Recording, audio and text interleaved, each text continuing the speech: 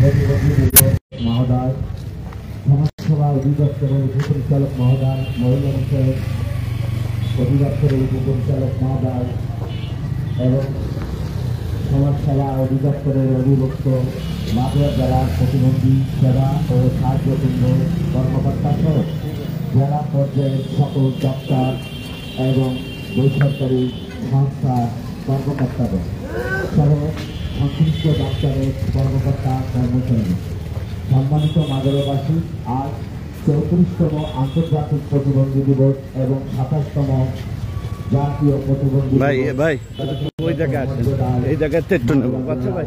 উদযাপিত হচ্ছে।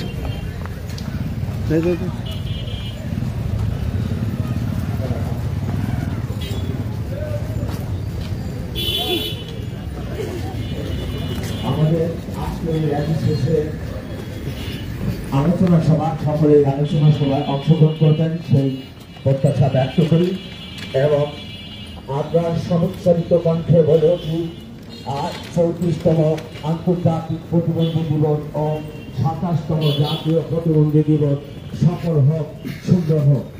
সম্মানিত মাগুরাবাসী,